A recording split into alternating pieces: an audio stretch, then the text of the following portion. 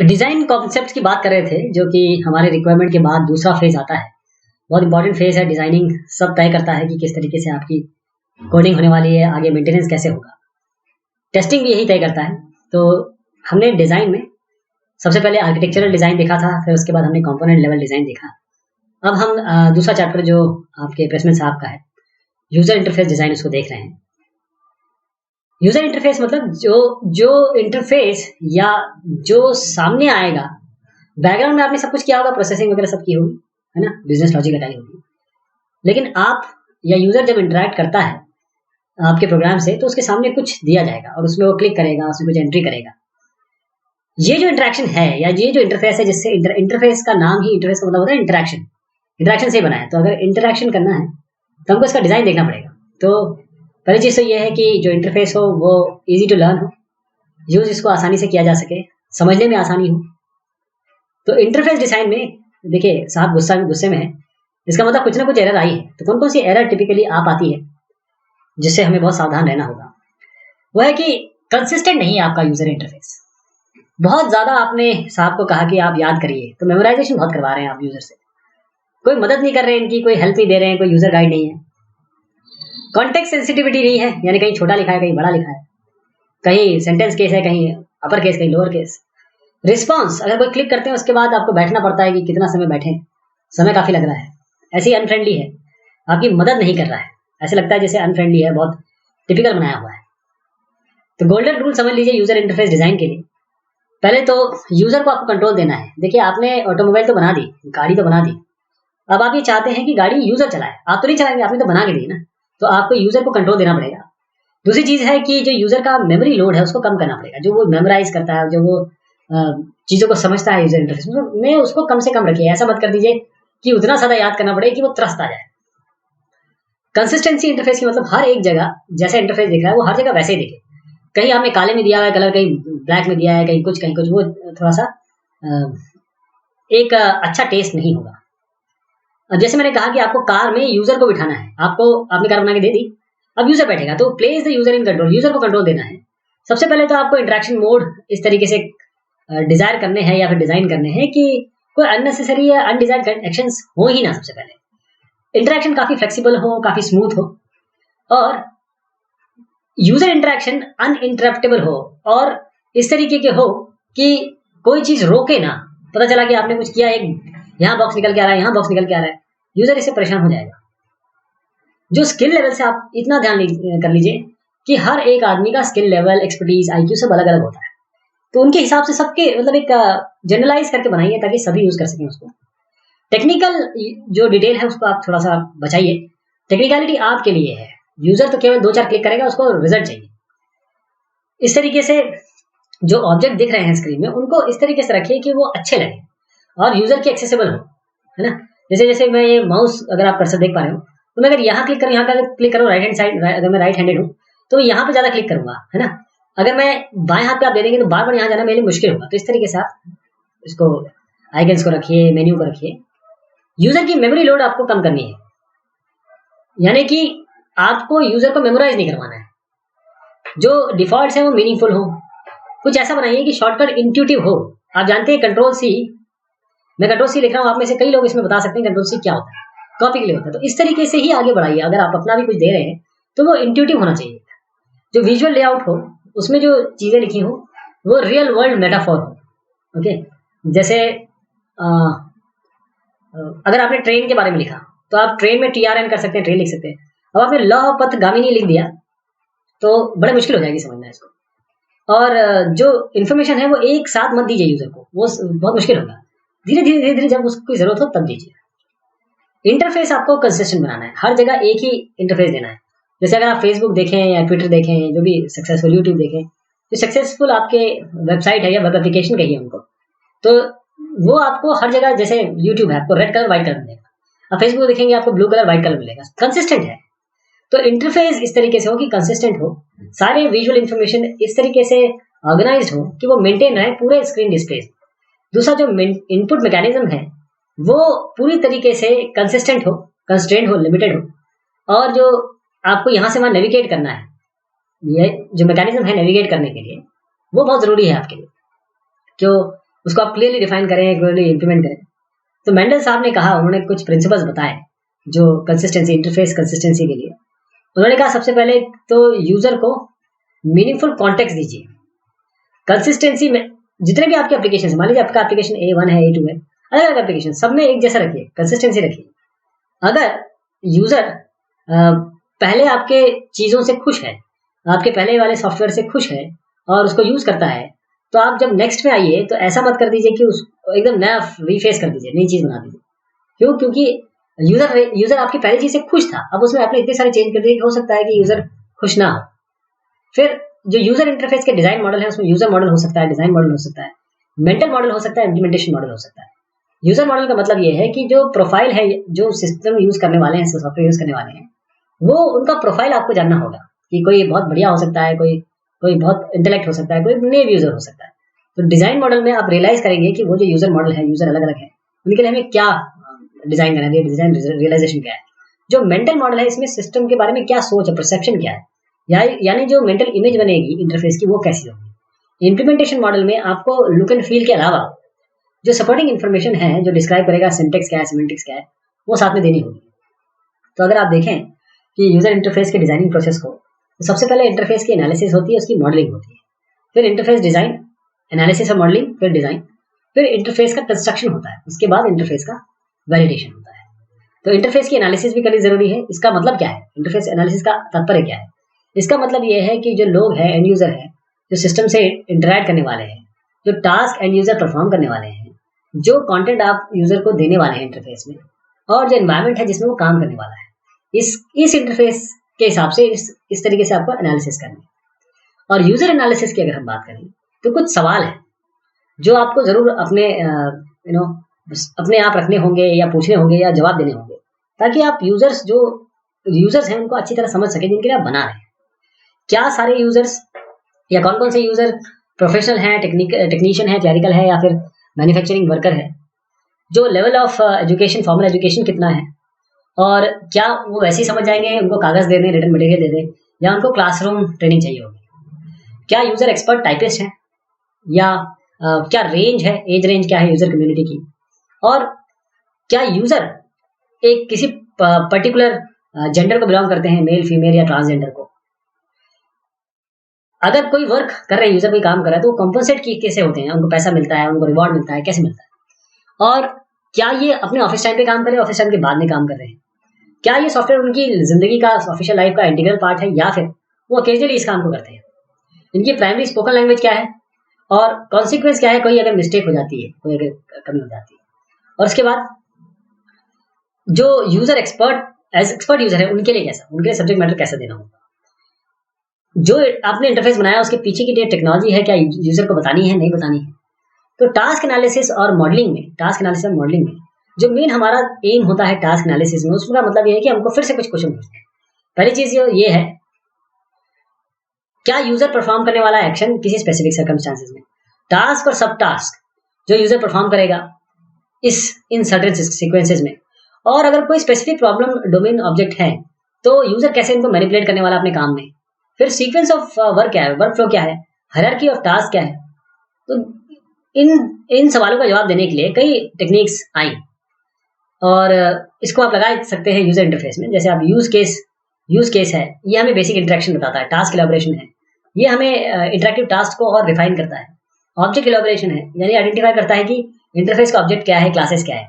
और work flow analysis का मतलब ये है कि how a work process is completed, जब बहुत सारे लोग इन्वॉल्व हो, बहुत कैसे काम होगा, वर्क फ्लो एनालिसिस का मतलब ये है। तो अब हम दोबारा रिविजिट करते हैं स्विम लेन डायग्राम।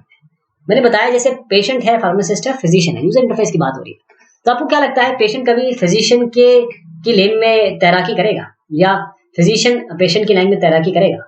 तो इनके अलग अलग लेन है, इनके अलग अलग काम है, इनकी ये एक एक्टिविटी डायग्राम देख रहे हैं आप, और एक्टिविटी और साथ में आप सीक्वेंस डायग्राम भी है। तो एक्टिविटी और सीक्वेंस में ये बताने की कोशिश की जा रही है कि आप किस तरीके से अलग अलग आदमियों को, अलग अलग पर्सनल को देख के उनके हिसाब से अपने यूजर इंटरफेस को और उम्दा और सुंदर और एफिशिएंट और परफॉर्मेंस वाइज अच्छा बनाएंगे।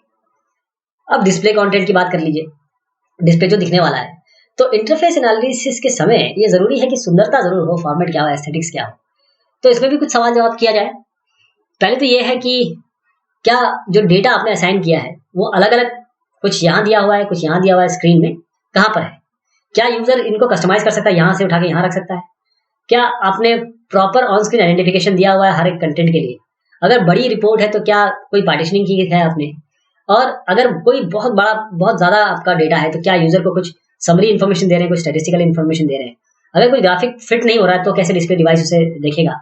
और कलर क्या दे रहे हैं आप? कलर, जैसे अगर आप काले कलर में व्हाइट लिख देंगे, आप ऐसी वेबसाइट देखिएगा तो आप थोड़ी देर के लिए देख सकते हैं उनको, लेकिन अगर ब्लू, ग्रीन और इस तरीके से यूट्यूब जैसी है तो ये आपको बहुत सुंदर दिखेगी, आप काफी समय तक देख सकते हैं। कलर कॉम्बिनेशन उनका इतना अच्छा है। और कौन कौन से एरर मैसेज हैं, वार्निंग है, ऐसे बोलते हैं क्या कर दिया तुमने, अगर इस तरीके से किया, अगर आप सब जवाब देना चाहें या मैसेज देना चाहें, या आपने जो किया उसमें कुछ कम लगता है गलती हो गई, कृपया इसको इस तरीके से करें। तो दो तरीके हैं कहने के, ये भी आपको ध्यान देना है कि कोई भी चीज बहुत सटल तरीके से कहना है आपको यूजर को, मतलब जो मैसेजेस देने हैं। अब इंटरफेस के डिजाइन स्टेप में बहुत सारे हमारे पास यूजर इंटरफेस डिजाइन मॉडल है, तो उनका कॉम्बिनेशन मैं आपको बताता हूँ।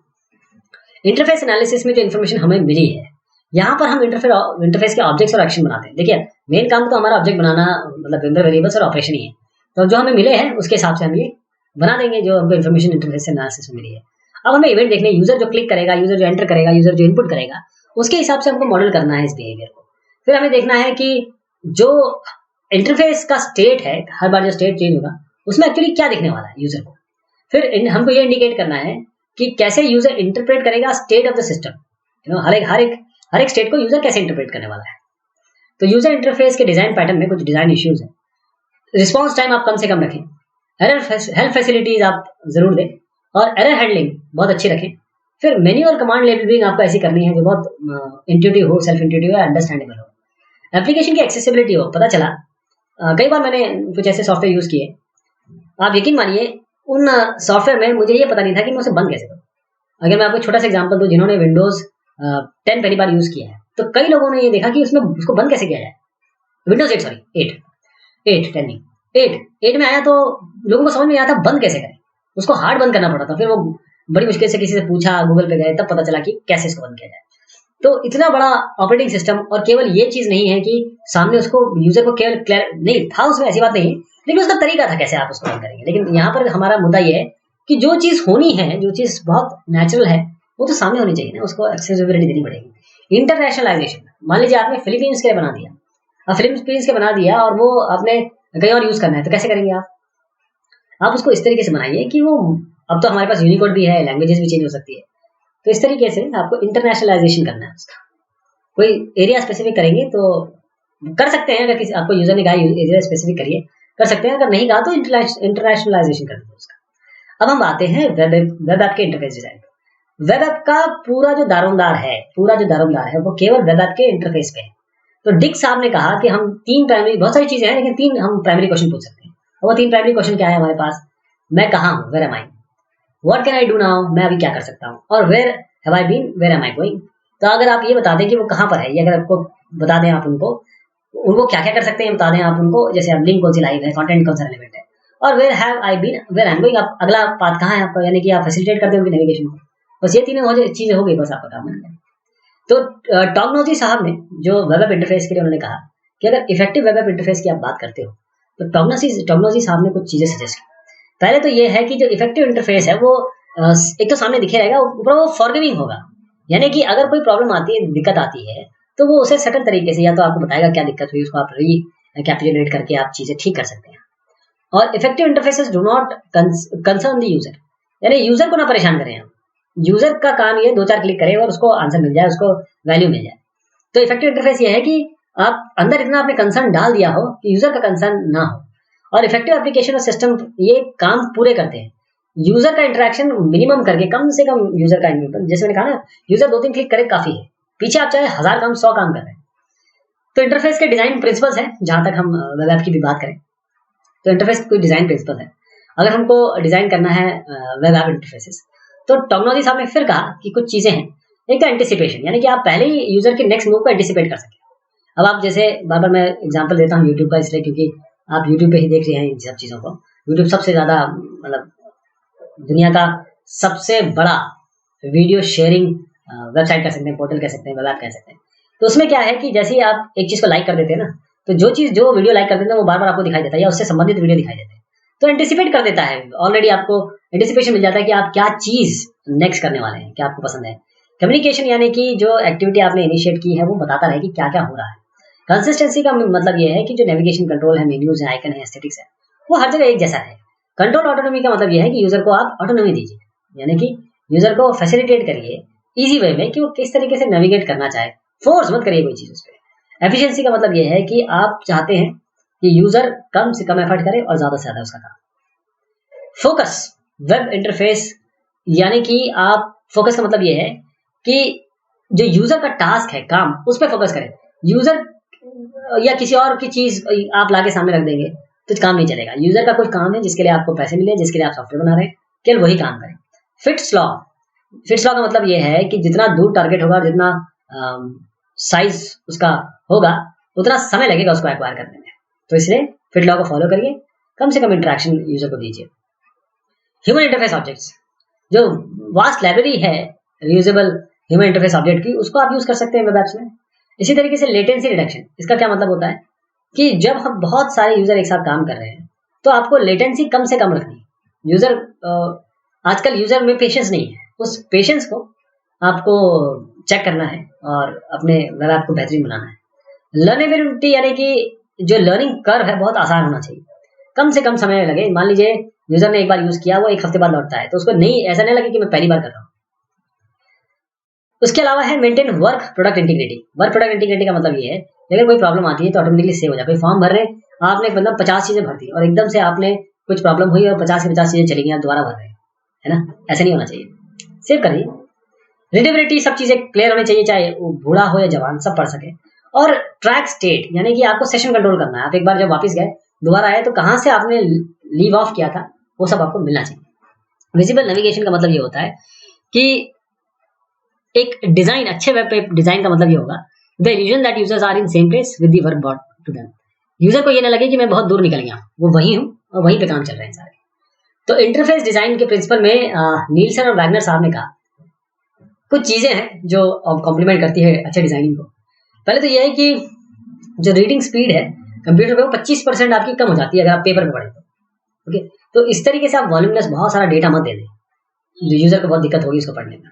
अगर अंडर कंस्ट्रक्शन आपने लिख दिया अपने पेज पे, तो वो एक अच्छा इंप्रेशन नहीं जाता है। जैसे आप किसी को मैसेज करते हैं, बड़े बड़े कैपिटल लेटर में करते हैं, इसका मतलब आप उसको डांट रहे हैं, है ना। इसी तरीके से अंडर कंस्ट्रक्शन ना करें, यही तरीका है।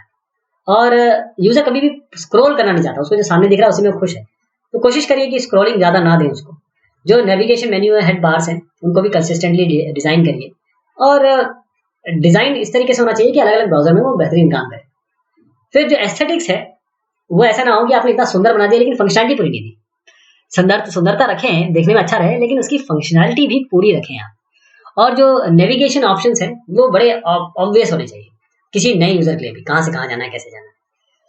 तो कुछ हमारे पास इंटरफेस के डिजाइन वर्कफ्लो है, यानी कुछ रूडिमेंट्री हमारे पास वर्कफ्लो है वेब इंटरफेस डिजाइन के लिए। आपको कैसे कैसे करना है, सबसे पहले आपको रिव्यू करना है, जो एनालिसिस मॉडल में इन्फॉर्मेशन है उसको रिफाइन करना है जैसी जरूरत है।